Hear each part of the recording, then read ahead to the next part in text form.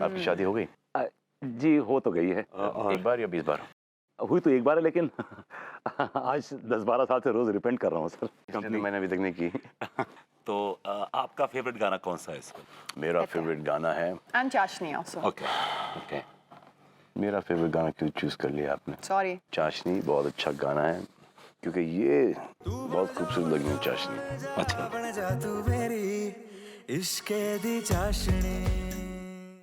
Salman sir, मेरी body भी ना आपकी जैसी बन जाए। अच्छा तगड़ा तगड़ा मीठा खाओ, ढेर सारे चावल खाओ।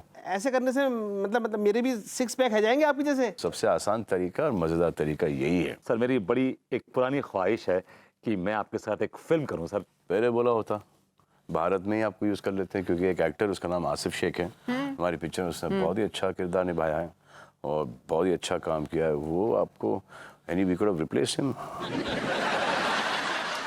अच्छा बहुत बोल गए हो तुम।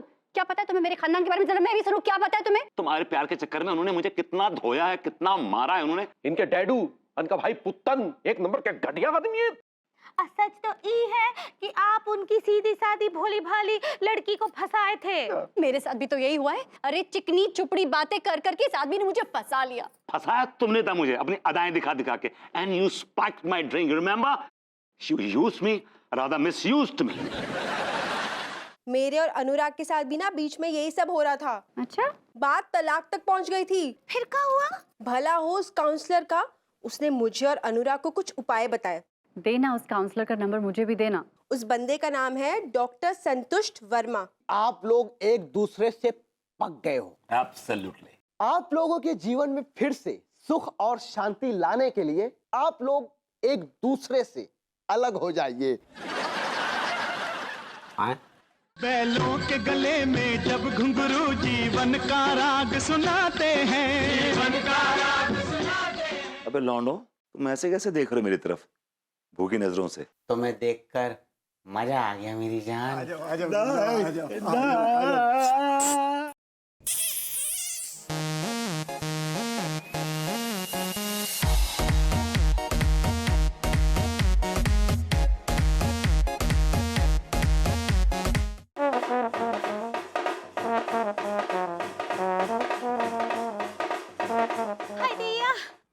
स्वयं महाराजा धीराज नल्ले सिंह जी पधारे हमरी कॉलोनी में। महाराज की जय हो। महाराज की जय हो। आजा, आई बहार दिल है बेकरारो मेरे राजकुमार, तेरे बिन रहा न जा। भाभी जी घर पर हैं? हमने कहा भाभी जी घर पर हैं।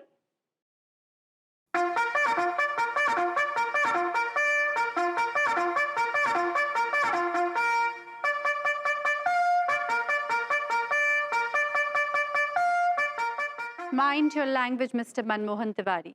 आप महारानी झिंगुरपुर को इस तरह से आवाज नहीं दे सकते।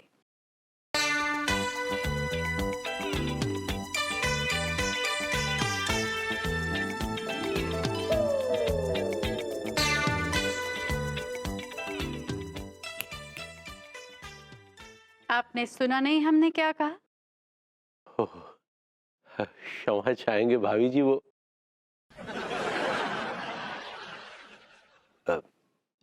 महारानी साहिबा, दरअसल हमसे भूल हो गई। गलती तो आपने की है तिवारी जी, और इसकी सजा भी आपको मिलेगी। आप जो सजा देना चाहे हमें दे सकती हैं भाभी जी, महारानी साहिबा। ठीक है, आपकी पहली गलती है इसलिए हमने आपको माफ किया। थैंक यू महारानी झिंगुरी। भाभी, महारानी साहिबा। ये क्या कर रहे हैं आप तिवारी जी? ये कहाँ बैठ रहे हैं आप? सोफे पे बैठे हैं भाभी जी। माफ कीजिएगा मिस्टर मनमोहन तिवारी, अब आपको पता है कि हमारा ताल्लुक रॉयल फैमिली से है, इसलिए अब आपको हमारे सामने अदब से पेश आना चाहिए। भाभी जी, हम तो हमेशा आपके साथ अदब से ही पेश आते हैं। आप बेअदबी का मौका ही नहीं देती। अगर ऐसी बात है तो फिर आपको इस तरह से सोफे पे हमारे सामने नहीं बैठना चाहिए।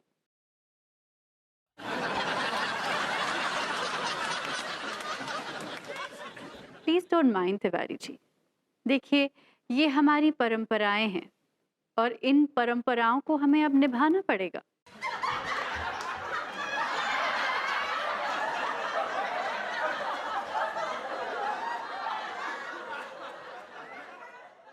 तो महारानी साहिब आप सही है? अब खड़े क्यों हो गए? अब परंपराओं का पालन कर रहे हैं। नीचे बैठिए। मतलब खड़े रहने से काम नहीं चलेगा? मिस्टर मनमोहन तिवारी, अब आप हमारे हुक्म की तामील नहीं कर रहे हैं।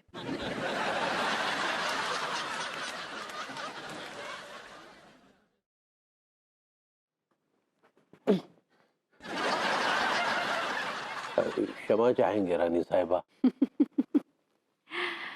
आपकी गलती नहीं है मिस्टर मनमोहन तिवारी। दरअसल आपका कभी किसी रॉयल फैमिली से वास्ता नहीं रहा ना। हाँ भाभी जी, वाकई रॉयल फैमिली से वास्ता तो नहीं रहा। वैसे तिवारी जी माफ कीजिएगा, लेकिन आपकी खुश नसीबी है कि आप हमारे जैसे रॉयल्टी के सामने इतने नजदीक बैठे हैं, वरना आपकी ऐसी औकात नहीं है कि आप हमारे इतने नजदीक आमने सामने बैठे। अरे यार, भाभी जी ने रॉयल फैमिली के नाम पर हमें काफी जलील कर दिया। इससे पहले कि और ज्यादा जलील करे, निकल लो। अरे तिवारी जी कहाँ जा रहे हैं? खुदा हाफिज भाभी जी, खुदा हाफिज। ये सरासर तौहीन है हमारी। महाराज जी 5,000 रुपए दे दियो, हमारा ना कुछ दिनों को गुजारा रह जाएगा। इन फरियादियों को 500 अशरफियां दे दीजिए। महाराज की जय हो। नेक्स्ट। महाराज, मेरा एक दोस्त नल्ला था जिसको मैंने 5 लाख रुपए उधार दिए थे, उसने अभी तक मेरे पैसे नहीं लौटा है। हम महाराज हैं, कोई उंडे नहीं। महाराज की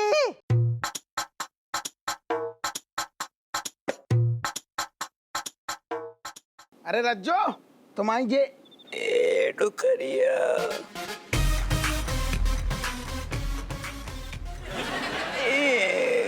डुकरिया, मैं सबसे पहले तेरो खून पीऊंगी, बाकी बात तेरो लौंडा को खून पीऊंगी।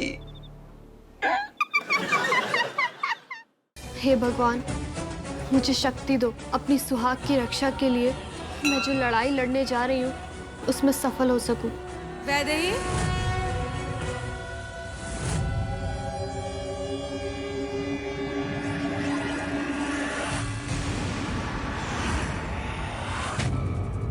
आप भले ही कितनी भी शक्तिशाली हो, लेकिन मेरे साथ मेरे भगवान हैं और वो मेरा सुहाग बचाने में मेरी रक्षा जरूर करेंगे। किस सुहाग की बात कर रही हो तुम माधव की कुछ नहीं लगती वैदेही। मैं हूँ उनकी अर्धांगिनी। हमने मापू और बापू के लिए चिट्ठी लिखी है, कहा आप उनको दे देंगी? लाओ, दो। अब यही लेटर तुम्हारे घर में घुसने का टिकट बनेगा। हमारी वजह से मेरे सर पे चोट आ गई, पता नहीं हमका क्या हो गया था, फिर हमका माफ कर दो। क्या हो गया था तुम्हें मिश्री? तुम्हारी आईज भी रेड हो गई थी, ऐसा लग रहा था कि तुम कोई इंसान नहीं रोबो। परम अवतार श्री कृष्ण नियति द्वारा निर्धारित माता कीर्ति के धरती लोक से प्रस्थान के लिए धारण करते हैं कश्यप अवतार, और राधा पहुंचती है कर्म फलदाता शनिदेव के मंदिर और लगाती हैं अपनी माता कीर्ति के प्राणों की रक्षा की गुहार। मैं जानता हूँ तुम्हारी माता निर्दोष है और हमारे रहते किसी भी निर्दोष को कोई दंड नहीं दे सकता, फिर चाहे वो महादेव हो, ब्रह्मदेव हो या फिर स्वयं परमावतार श्री कृष्ण ही क्यों ना हो। हे भगवान, मुझे शक्ति दो अपनी सुहाग की रक्षा के लिए। मैं जो लड़ाई लड़ने जा रही हूँ उसमें सफल हो सकूं। वैदेही,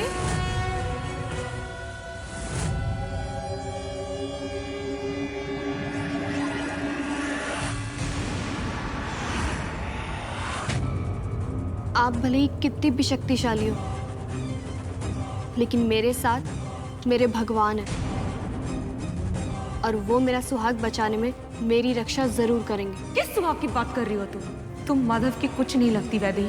मैं हूँ उनकी अर्धांगिनी। परम अवतार श्री कृष्ण नियति द्वारा निर्धारित माता कीर्ति के धरती लोक से प्रस्थान के लिए धारण करते हैं कश्यप अवतार और राधा पहुंचती हैं कर्म फलदाता शनिदेव के मंदिर और लगाती हैं अपनी माता कीर्ति के प्राणों की रक्षा की गुहार। मैं जानता हूँ तुम्हारी माता निर्दोष है और हमारे रहते किसी भी निर्दोष को कोई दंड नहीं दे सकता, फिर चाहे वो महादेव हो, ब्रह्मदेव हो या फिर स्वयं परमावतार श्री कृष्ण ही क्यों ना हो।